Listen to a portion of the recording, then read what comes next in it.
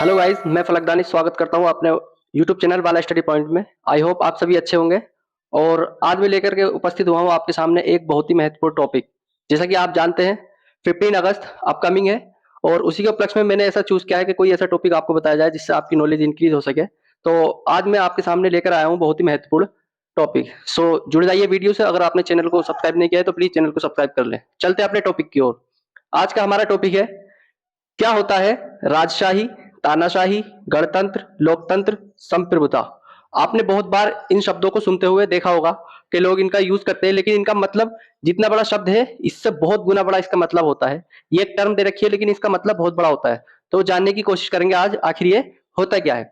राजशाही होता है मोनार्की, तानाशाही होता है डिक्टेटरशिप, एंड गणतंत्र होता है रिपब्लिक, लोकतंत्र होता है डेमोक्रेसी, और संप्रभुता होता है सॉवर्टी। आखिर ये क्या होता है जानने की कोशिश करेंगे। और ये हमारे संविधान से जुड़े हुए वर्ड है। So let's start. सबसे पहले बात करेंगे हम राजशाही। तो ये सभी मैं आपको बता दूं, ये जो चार है ये शासन प्रणाली है।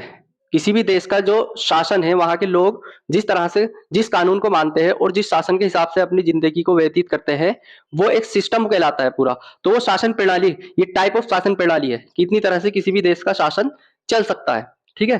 तो अब हम बात करेंगे कौन से देश में कौन सा शासन चलता है, हमारे यहाँ पे कौन सा चल रहा है, उसके बारे में जानने की कोशिश करेंगे अभी आगे की ओर। तो पहला है राजशाही। अब चूंकि राजशाही का दौर अब खत्म हो चुका है, कुछ ही देश हमारे वर्ल्ड में ऐसे हैं जो राजशाही को अभी भी अपनाए हुए हैं। हालांकि ये राजशाही अब नहीं रही, पहले बहुत ज्यादा थी।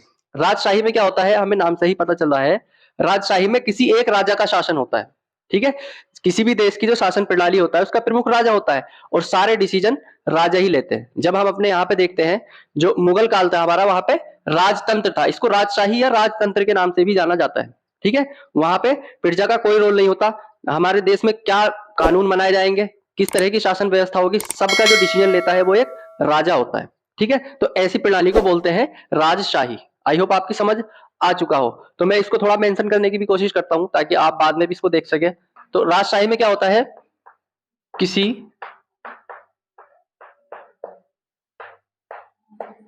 एक राजा का ही शासन होता है।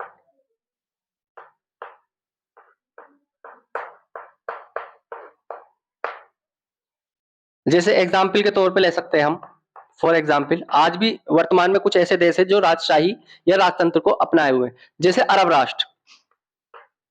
अरब राष्ट्र, जो अरब राष्ट्र के जितने भी देश हैं वो सब अधिकतर कैसे हैं, राजशाही है। वहां पे एक किंग होता है। ठीक है। वहां पे किंग होता है, तो वो कौन से को अपना रखा है उन्होंने, राजशाही को। आई होप आपकी समझ आया होगा। अब हम चलते हैं तानाशाही, डिक्टेटरशिप। आपने तानाशाह के बारे में सुना होगा, एक बहुत बड़ा एडोल्फ हिटलर, सब जानते हैं तानाशाह के बारे में।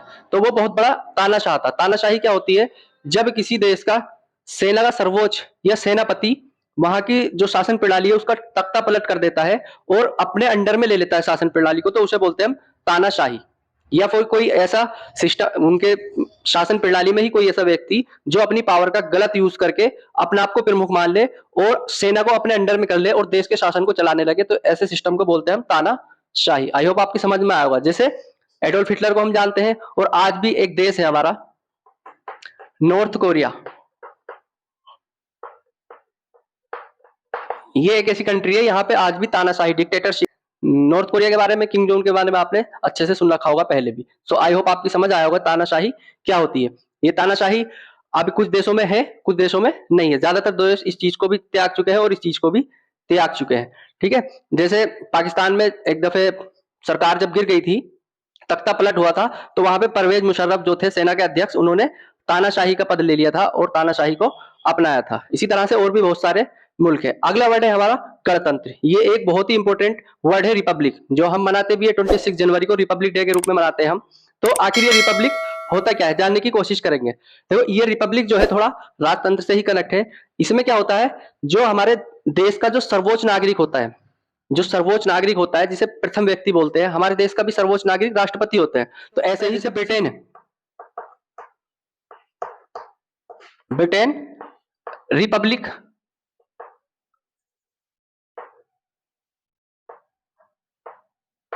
रिपब्लिक नहीं है, और जबकि इंडिया रिपब्लिक है।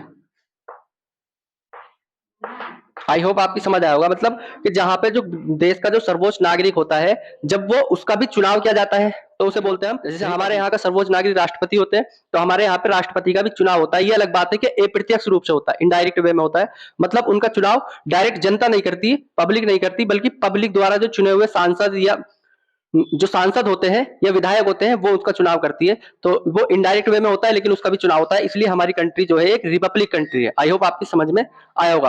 और इस सब में सबसे ज्यादा महत्वपूर्ण जो वर्ड है ये है डेमोक्रेसी। देखिए आज की दुनिया के जितने भी ज्यादा देश है सबने डेमोक्रेसी को अपनाया हुआ है, क्योंकि ये सबसे बेहतरीन शासन की प्रणाली है। किसी भी देश की उच्चतम विकास के लिए, और कोई देश अच्छे से विकास कर सके और वहां की जनता में खुशी हो, ठीक है, वो डेवलप कर सके, अपने जीवन को अच्छे से व्यतीत कर सके, इस तरह की जो प्रणाली को बोलते हैं डेमोक्रेसी में आ सकती है सिर्फ वो। तो डेमोक्रेसी क्या होता है, जो अमेरिका है, अमेरिका के भूतपूर्व राष्ट्रपति द्वारा एक कोटेशन है, बहुत उनकी उन्होंने परिभाषित किया था, जो हम बचपन से सुनते आते हैं और पढ़ते हैं। उन्होंने कहा था, जनता द्वारा जनता के लिए जनता का शासन ही लोकतंत्र कहलाता है। जनता द्वारा जनता के लिए शासन, वही क्या कहलाता है, लोकतंत्र। इसमें जो शक्ति का केंद्र है, जो शक्ति होती है वो किसके हाथ में होती है, जनता के। कौन है शक्ति का केंद्र, जनता। इसमें इस तरह की शासन प्रणाली में क्या होता है, जनता अपने प्रतिनिधियों को चुनती है और वो प्रतिनिधि संसद में जाते हैं। आई होप आपकी समझ में आ गया होगा। तो हमारे यहाँ पे डेमोक्रेसी है। अब अमेरिका में भी डेमोक्रेसी है, हमारे यहाँ पे भी डेमोक्रेसी है, लेकिन एक थोड़ा सा अंतर है कि हमारे यहाँ पे डेमोक्रेसी का अलग टाइप है। मतलब हमारे यहाँ पे सर्वोच्च नागरिक अलग है, राष्ट्रपति, और पीएम अलग होते हैं, प्रधानमंत्री। लेकिन अमेरिका में प्रधानमंत्री का पद नहीं होता, वहां पे ओनली राष्ट्रपति होते हैं। तो आई होप आपकी समझ में आ गया कि ये शासन की सबसे बेहतरीन प्रणाली है। शक्ति इसके जनता के हाथ में होती है।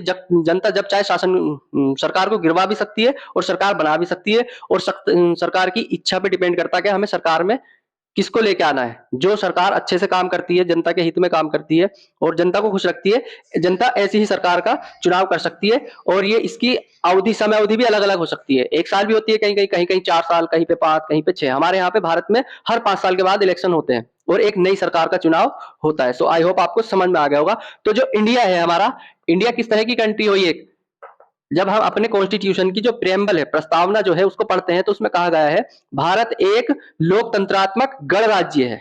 आई होप आपको यहाँ पे समझ आएगा। लोकतंत्रात्मक मतलब डेमोक्रेसी भी है और गणराज्य भी है। मतलब गणराज्य ये है कि वहां का जो सर्वोच्च है वो भी इलेक्टेड होगा। जो सर्वोच्च नागरिक राष्ट्रपति जो है उनका भी चुनाव होगा। डायरेक्ट ऐसे नहीं वंश के आधार पर ही वो रख लिए जाएंगे, ऐसा नहीं है, बल्कि उनका भी चुनाव किया जाएगा। तो हमारे यहाँ राष्ट्रपति का भी चुनाव होता है, जो मैंने अभी आपको बताया कि हम डायरेक्ट जनता नहीं करती उनके लिए वोटिंग, बल्कि कौन करते हैं, जो हम चुनते हैं। हम किनको चुनते हैं, सांसद को, एमएलए को, वो उनको चुनाव करती है।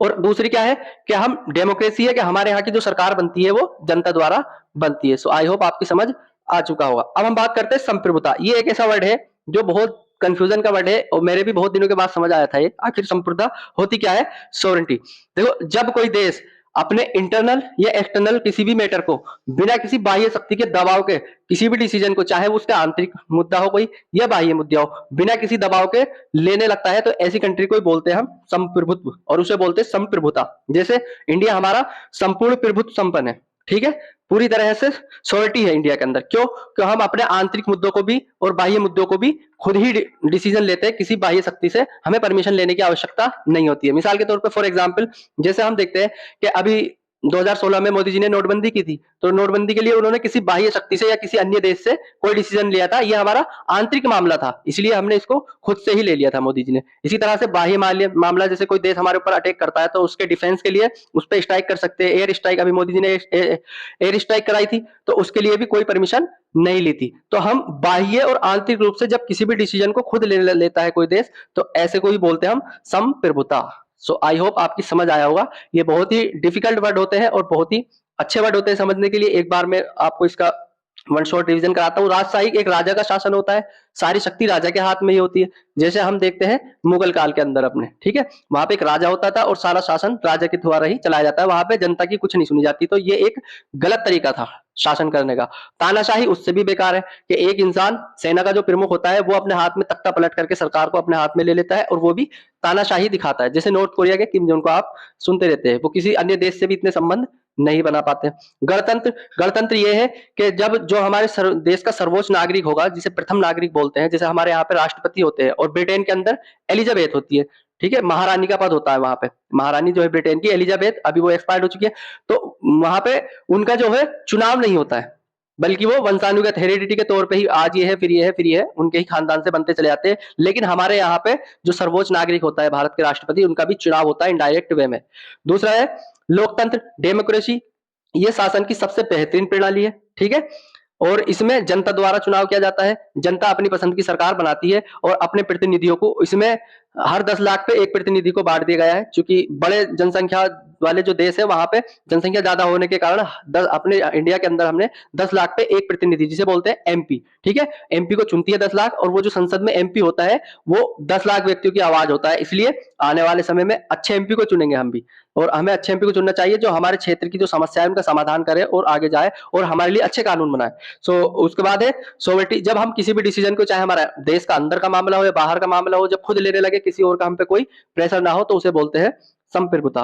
आई होप आपकी समझ आया होगा। इसी तरह से अन्य वीडियो को देखने के लिए हमारे चैनल से जुड़ जाइए। Thank you very much.